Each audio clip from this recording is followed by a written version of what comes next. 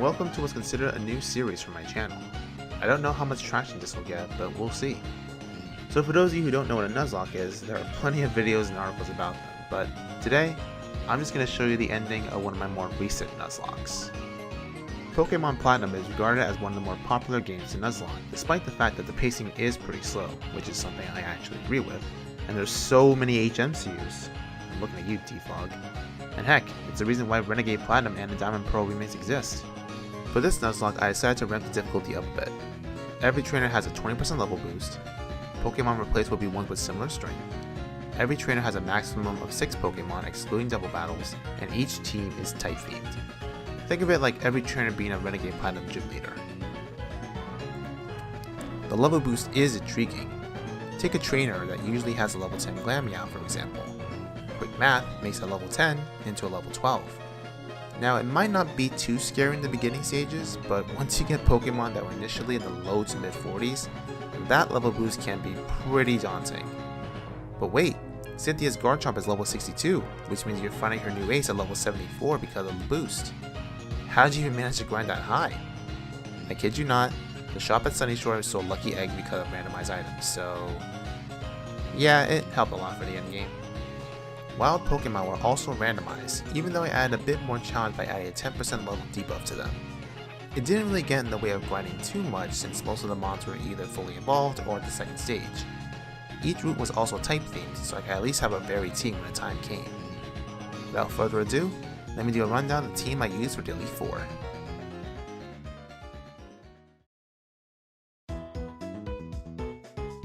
First up, Jet the Hitmonlee.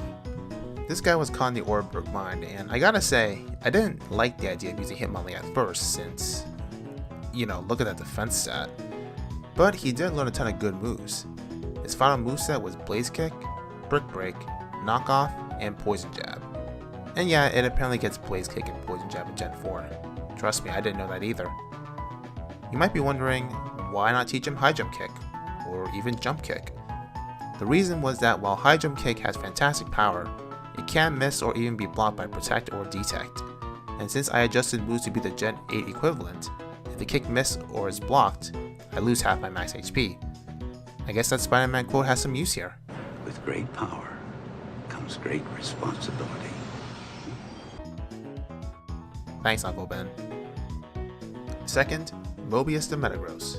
Would you believe me if I said I saw Metagross in the Eternal Forest as my first encounter when Cheryl left? And that I wasted 54 Pokeballs to catch it? That's what the Beldum line does to you. I didn't plan on using Metagross at first, but once my Torterra died, I had to think of an alternate user. Mobius' final moveset was Psychic, Meteor Mash, Thunder Punch, and Ice Punch. Wait, you taught it Psychic? You realize that Metagross' base special attack is 95 while its base attack is 135, right? Why not teach a Zen Headbutt instead? 2 words. Life Orb. Third, Elliot the Dragonite. Dragonite was a Pokemon I never truly considered training, even when Dratini's were able to be captured. For this game I needed a good flying type, and Dragonite just happened to fit the mold. Elliot's final moveset was Fly, Ice Punch, Outrage, and Dragon Dance. I was honestly unsure if I needed to adjust it in any way since there are plenty of strong physical moves it can learn, but I felt that was good enough. I'm sure some would disagree. Fourth, Othello the Blastoise. Why is Shakespeare named for a Blastoise? I think the better question to ask is, why doesn't your Blastoise have one? Othello was actually a good all-rounder stat-wise as his moveset was as follows: Surf, Ice Beam, Flash Cannon, Protect. This might be controversial, but I still consider Feraligatr to be the best water starter. Sadly, no Totodile showed up, so I went for the next best thing. Fifth, Ember the Magmortar. The only female in the group, she took over because I had Typhlosion die before Victory Road. But hey, replacing a special attacker with another special attacker is totally fine, even when they're the same type. The final moveset for Ember was Psychic, Flamethrower, Thunderbolt, and Confuse Ray. Not the greatest moveset, but I guess it's considered to be the standard for a Magmortar. Finally, the one I consider the MVP of the run, Strickland the Cradilly. This spot would have been for Kabutops I caught early in the run, but Kabutops' early game is dismal. I mean, just look at the moves it learns. and I caught that Kabutops at level 6, so yeah, I needed to use a better Fossil Mon. Strickland's final moveset was Energy Ball, Ancient Power, Confuse Ray, and Amnesia. If I had Toxic, I would have taught to him immediately, but I wasn't so lucky with obtaining it. As you can see, yeah, TMs were randomized in different locations, and somehow Toxic didn't show up. Pretty disappointing. With roll call out of the way, let's jump into each battle.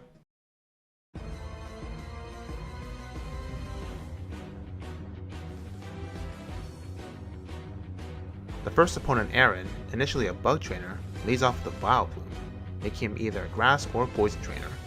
Which is kind of funny if you think about it, since some bugs are poisoned by nature. After Vileplume is down, Tentacruel is next, so Aaron is poisoned, which is easy fodder for Mobius. Or it would be if Tentacruel didn't hit 2 Hydro Pumps in a row for massive damage. Yeah, even with base 80 special attack and being 11 levels under, that Tentacruel still kinda hurt. So after healing, I dispatched the first Venomoth pretty easily until he sends out another one. This is kinda giving me flashbacks to the Renegade Platinum fight where he actually does use a Venomoth against you. So props to sticking to an alternate version of you, Aaron. Then Roserade comes out, which falls to a life or boosted psychic. Who doesn't like Metagross?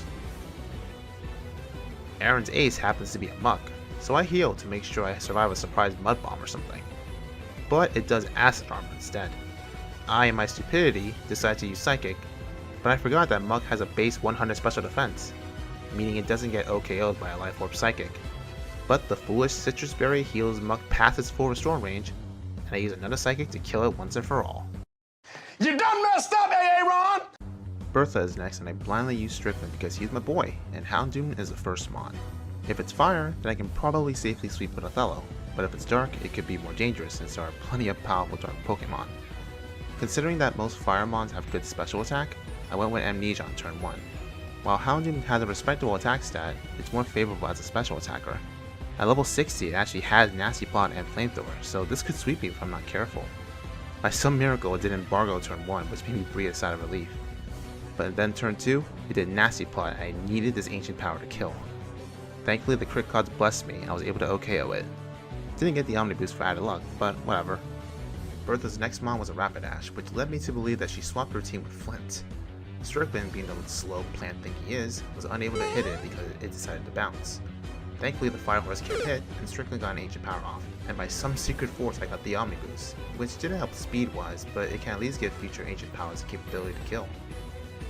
Now even with the defense boost, Flare Blitz still did quite a lot of damage, and you might be thinking to yourself, why did you even do Confuse Ray here? Because I wanted to kill with Energy Ball for the funny. Then Bertha sends out another Rapidash because I guess she loves Fire Horses now, and this one was stalled for a bit while I went and healed. So far 2 for 2 with Confuse Ray doing its thing, so that's a plus. Rapidash decides to bounce yet again, and in the words of Albert Wesker, You're merely postponing the inevitable. it did get a funny crit, but it wasn't enough to do significant damage. Then a third Rapidash comes in, this one being the ace. As much as I wanted Strickland to continue doing his thing, I wanted to swap for Othello to finish out the rest. But I decided I wanted to make Strickland be a legend in his own right, so I went against it. Also, it seems every Rapidash Bertha has likes to bounce, even though it has the very powerful stat boosted Flare Blitz. But nah, let's keep bouncing. And Strickland gets another Omni Boost. You can kinda see why I wanted to keep him in. Next up is Charizard, and because of the bouncing Rapidashes, I had no Ancient Powers left, so I had to use a Max Ether to refresh. But it does have Heat Wave, and considering that I have a +4 in Special Defense, That was a glancing blow. even with the +2 speed, I'm slower than a Fire Lizard, but guess what? Yeah, crits are fun when you do it to them, not when they do it to you. Strickland survives by the skin of his teeth and gets a Revenge Ancient Power along with an Omni Boost. The last mod is Ninetales, so you know I had heal. Even though I had +3 speed, do you really think that a plant fossil thing would outspeed a Firefox? The answer was yes, but hindsight is always 20/20. And a final Omni Boost for good measure. Bertha defeated. For Flint, I made Elliot lead because I wanted to fear for the worst. Maybe he used a Dragon team, or maybe a Dark team. But Executor comes out. Grass can be a threat at least. There's plenty of powerful grass types that can fall to Ember, and it somehow survives an Ice Punch. Knowing that Flint would heal right away, I did Dragon Dance to guarantee an OKO next turn. Lo and behold, the executor falls. But then Espeon comes out, and I thought to myself, he's trying to imitate Lucian. A part of me thought, wait, Espeon might have Power Gem, and that would actually hurt. Then I saw Future Sight, and I went, wait, it only learns it in Red Plat. Future Sight can still hurt since it has 120 BP. And yes, somehow the Espeon lived through a boosted Ice Punch. Funny enough, Flint didn't heal it, despite being at the range. Oh well, semi-free kill.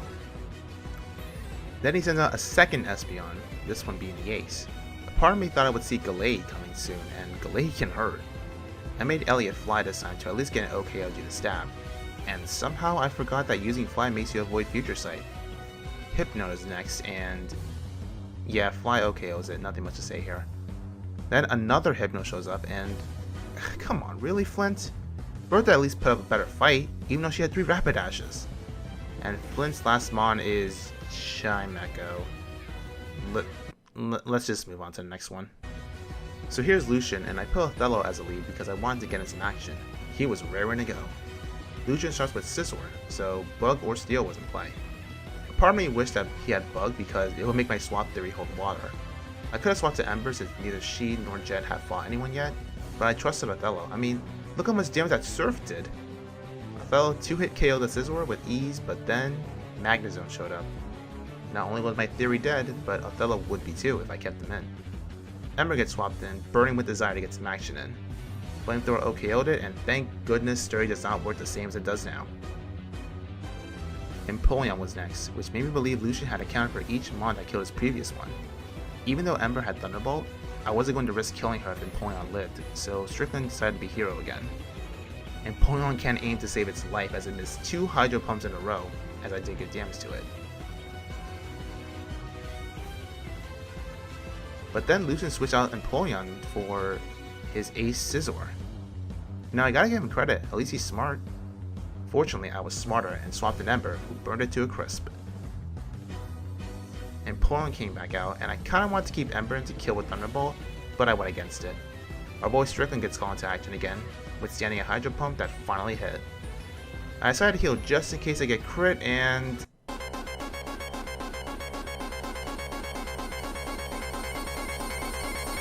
yeah, sometimes it's good to play it safe because that would have been bad. Thankfully, Empoleon had no more Hydro Pumps, so it resorts to Drill Peck while I get a revenge crit on it with Energy Ball. Somehow it lives and was able to be healed. Shortly after, it gets crit again. See, I told you Strickland was my boy. Empoleon does Whirlpool for some reason, and then falls to another Energy Ball. Aggron is next, and sadly I had to switch out because a very strong Steel move would kill Strickland outright. Othello comes in, raring to go, and tanked an Iron Tail like the champ he will be. Surf OKOs it, and now comes the final mon, Bastiodon. Knowing full well it has Metal Burst, I decided to chip away at its health before safely killing it with Surf. With that, Lucian's defeated. Now for the final test, Cynthia herself. I went in pondering whatever Garchomp will be replaced with. This list you're seeing is the list of possible swaps that Garchomp could be. Some are scary like Latias and Mew. Others not as scary but still threats, like Tyranitar and Heatran. I was hopefully ready for anything she threw my way, except maybe Darkrai. What theme will she have? Let's find out together.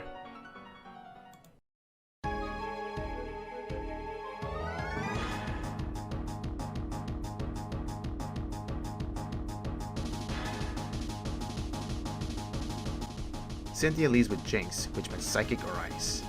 The only Ice type options, if she truly had Ice, were Articuno and Regice.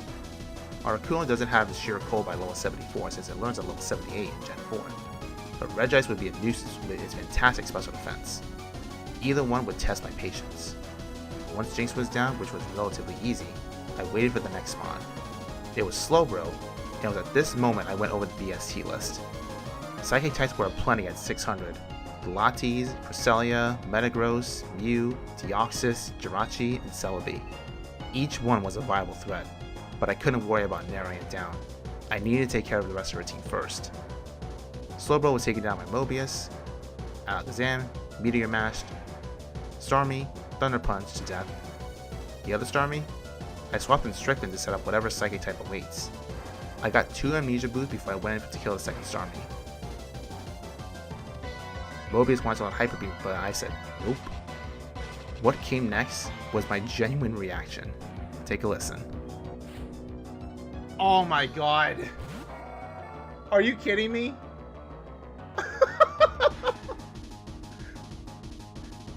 Oh my god, Deoxys. I knew it.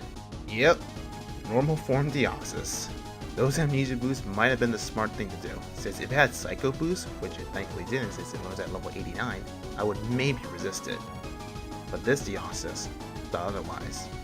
It first did Cosmic Power to make sure I wouldn't hurt it with Strickland, and had the perfect move to counter my amnesia boost. Zen Headbutt. And with a base 150 attack stat, yeah, those hurt every time they connected. All I could do was whittle it down with Confuse Ray and Energy Ball. I could have swapped to Mobius since it resists Zen Headbutt, and it could probably tank one, but Mobius was already weakened by Starmie and Life Orb, so I couldn't risk it. I had to keep Strickland in. Strickland had a near-death experience because I needed to get Confuse Ray set up. Thankfully, Strickland survived and I got the Confuse Ray. Deoxys got its second Cosmic Power, and now I was wishing for the Energy Ball debuff, which I got because Lady Luck was smiling upon me. Strickland gets another near-death experience because I needed another debuff, but he survived this one too. Seriously, how can you not love him? Cynthia had no more healing left, and by some miracle, Deoxys knocked itself out with confusion, and the run was over. Deathless Elite 4 with Deoxys as the final boss. And sadly, Jet didn't even partake in any battle. This ragtag group of misfits beat the Elite 4, and I couldn't be happier. And I did all this during my lunch break at work. Thank you all for watching.